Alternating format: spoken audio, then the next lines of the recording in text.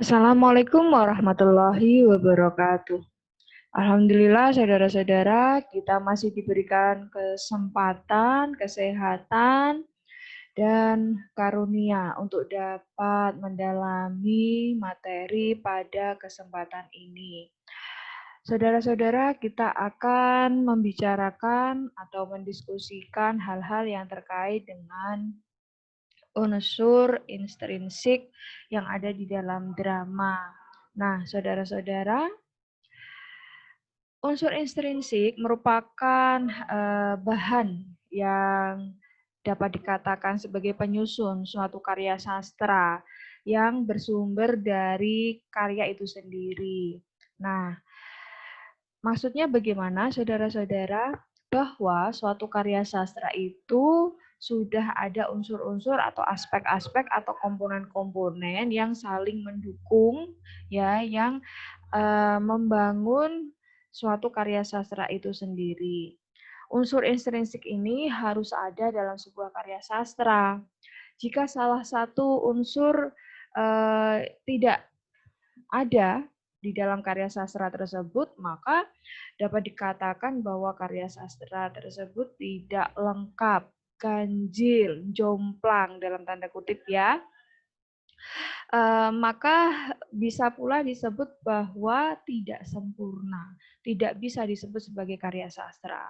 Nah, begitu saudara-saudara. Nah, apa yang menjadi unsur intrinsik yang ada di dalam karya sastra, terutama dalam drama, itu adalah tidak jauh berbeda dengan yang ada di dalam prosa. Ada judul, ada tema, ada alur atau plot, kemudian ada latar atau setting, ya. Nah, saya akan mengupasnya satu-satu. Yang pertama judul. Baik naskah drama atau pementasan drama, puisi maupun prosa itu harus ada unsur atau aspek judul. Nah, judul merupakan komponen utama yang harus ada dalam sebuah drama, baik naskah maupun pementasannya. Melalui judul tersebut, saudara-saudara, kita ya bisa mengetahui dalam tanda kutip bagaimana cerita atau bahkan jalan cerita suatu drama yang ditampilkan. Judul juga dapat menarik minat dari pembaca atau penonton untuk menyaksikan atau membaca naskah drama atau pementasan drama yang ditampilkan. Kemudian saudara-saudara, judul itu juga bisa ditengarai menjadi suatu nama, ya, suatu drama atau hal apapun yang ada di dalam naskah atau pementasan tersebut. Nah, kemudian kita bisa mengibaratkan ketika kita manusia lahir di dunia, kemudian tidak diberi nama, tidak diberi identitas, maka kita menjadi manusia-manusia nir-identitas. Begitu pula yang akan terjadi pada naskah drama atau pementasan drama yang tidak diberi judul. Maka naskah drama atau pementasan drama ini bisa dikatakan tanpa identitas, begitu, tidak menarik. Selanjutnya, saudara-saudara, kita akan beranjak ke tema. Tema, saudara-saudara, merupakan komponen yang juga harus ada di dalam sebuah drama dan dapat dijadikan unsur pembangun sebuah drama. Kemudian kita bisa menyebut tema ini adalah keseluruhan dari cerita yang dibuat. Atau kita bisa menyebutnya suatu ide pokok yang menjadi dasar atau pokok utama dari suatu drama. Dapat dikatakan pula tema ini adalah akar dalam tanda kutip ya pada suatu drama. Berdasarkan tema itu, unsur intrinsik dalam drama dapat dikembangkan, ditulis atau dikarang sedemikian rupa mengikuti tema yang telah ditentukan seperti alur, kemudian penokohan ya, latar, gaya bahasa dan lain sebagainya. Begitu. Nah, beranjak ke unsur berikutnya adalah alur atau plot. Alur merupakan komponen yang juga menjadi unsur pembangun suatu drama. Memperhatikan alur tentunya membuat drama akan menjadi lebih menarik. Ada yang mengatakan bahwa alur itu adalah jalannya cerita, tetapi saudara, alur itu sebenarnya adalah cerita. Ceritanya, cerita suatu drama. Tetapi kalau pengaluran, nah itu baru adalah jalan cerita. Nah, saudara-saudara, eh, plot atau alur disebut sebagai jalan cerita atau pengaluran yang dimaksud ini memiliki tahapan-tahapan peristiwa sehingga membentuk rangkaian cerita. Tahapan-tahapan itu, saudara-saudara, ada beberapa. Yang pertama ada tahapan awal, kemudian pemunculan konflik, selanjutnya adalah komplikasi, kemudian klimaks, setelah klimaks resolusi, dan yang terakhir adalah akhir atau di dalam bahasa Inggris disebut ending. Nah, saudara-saudara, pada tahapan awal ya, eh, yang terjadi adalah pengenalan tokoh-tokoh cerita serta perwatakan, latar, dan sebagainya. Nah, ketika kita menulis naskah drama maupun ketika kita mementaskan suatu naskah drama, awal-awal ya, tahapan awal itu pasti tahap pengenalan tokoh-tokoh.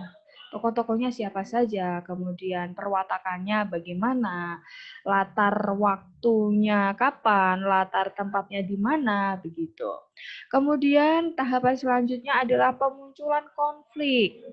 Ya, dalam pemunculan konflik ini penonton, pembaca diajak untuk mengetahui pengenalan konflik. Ya, konflik itu hal yang sangat penting dalam suatu naskah drama. Merupakan bumbu-bumbu ya agar suatu drama itu lebih menarik, lebih real begitu, lebih seolah-olah benar-benar terjadi. Kemudian konflik-konflik itu tentunya melibatkan semua pemain. Dalam tahap ini pula penonton akan mengenal alur dari cerita yang dibuat. Tahapan selanjutnya adalah komplikasi. Komplikasi ini merupakan tahap peningkatan konflik. Pada tahap ini makin banyak suatu konflik, insiden-insiden terjadi, maka itu akan makin menarik. Lalu juga dikatakan adanya beberapa konflik pendukung ya untuk menguatkan konflik utama pada alur cerita. Nah, konflik-konflik pendukung ini juga biasanya didukung oleh setting yang berbeda, kemudian setting waktu, setting tempat yang berbeda, tetapi tidak melupakan dari konflik utama, begitu. Nah, justru konflik pendukung ini merupakan penguat dari konflik utama, begitu, saudara-saudara. Kemudian setelah komplikasi, maka kita akan ke tahapan klimaks. Klimaks merupakan tahapan puncak dari suatu konflik yang ada. Tahapan ini merupakan tahap dari suatu ketegangan yang terjadi mulai dari awal cerita. Gitu. Puncak ya, yang namanya saja puncak berarti ada semacam gawatan di dalam sebuah cerita gitu. Kemudian tahapan selanjutnya adalah resolusi. Resolusi merupakan tahap yang menunjukkan suatu jalan keluar dari setiap konflik yang ada, baik konflik utama maupun konflik pendukung. Ada semacam teka-teki pada setiap konflik yang terjadi pada awal-awal cerita, itu akan terungkap pada tahap ini, satu demi satu. Kemudian perwatakan yang asli dari tiap tokoh akan muncul di tahapan ini.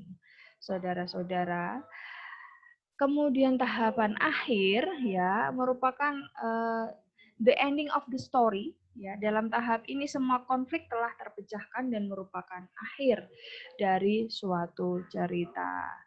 Demikian saudara-saudara, ketika kita berbicara tadi tentang judul, tema, alur, atau plot, dan sekarang kita akan beranjak pada latar atau setting. Lah, saudara, latar atau setting merupakan unsur intrinsik drama yang tentunya dapat membangun suatu drama menjadi lebih menarik. Latar terdiri dari latar tempat ya untuk menggambarkan lokasi drama begitu ya. Latar waktu untuk memberi informasi kapan terjadinya adegan dalam suatu drama, serta latar situasi untuk menjelaskan suasana dalam cerita drama tersebut. Kemudian unsur selanjutnya adalah dialog. Dialog sebenarnya ada dalam genre puisi, prosa maupun drama, tetapi terkhusus dalam drama, dialog ini diciptakan untuk pementasan. Begitu. Unsur intrinsik drama ini merupakan serangkaian percakapan dalam cerita. Kemudian dialog bisa terdiri dari satu tokoh dengan tokoh yang lainnya, bisa juga berupa dialog sendiri atau disebut sebagai monolog. Adanya dialog memberi penjelasan terhadap para penonton begitu ya terkait jalannya cerita. Biasanya juga disertai gaya atau mimik wajah. Saudara-saudara, unsur selanjutnya adalah konflik. Konflik juga termasuk unsur intrinsik yang ada di dalam drama. Arti konflik adalah pertentangan atau masalah yang terjadi pada suatu drama. Adanya konflik saudara-saudara menjadi inti permasalahan yang ada dalam suatu drama. Dalam sebuah drama bisa terjadi satu konflik atau bahkan lebih. Konflik sebuah drama akan menambah suatu kemenarikan oleh para penonton begitu ya. Kemudian bahkan penonton itu akan terbawa dalam suatu permasalahan yang disuguhkan dalam suatu drama, baik berupa naskah maupun pementasan. Bahkan sebaiknya penonton itu merasakan seolah-olah larut dalam merasakan pertikaian yang terjadi antar tokoh begitu. Karena suatu konflik yang diciptakan. Konflik ini biasanya mengandung teka-teki supaya para penonton, para pembaca makin penasaran dengan kelanjutan cerita serta bagaimana sih endingnya begitu. Unsur selanjutnya saudara-saudara adalah bahasa. Ya, bahasa atau gaya bahasa, bahkan saya lebih cenderung ke gaya cerita begitu. Lah, bahasa ini merupakan kata-kata yang digunakan dalam percakapan cerita drama. Bahasa yang digunakan dalam sebuah drama memiliki suatu kekhasan yang mengacu pada budaya, kehidupan sehari-hari, ya, sosial budaya serta pendidikan. Bahasa ini digunakan untuk menghidupkan cerita agar ceritanya senantiasa komunikatif. Apa yang terjadi ketika bahasa yang digunakan itu tidak dipahami oleh seorang penonton begitu?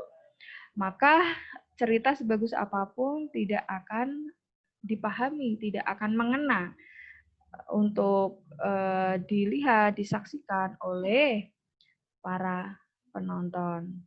Begitu saudara-saudara. Kemudian saudara-saudara,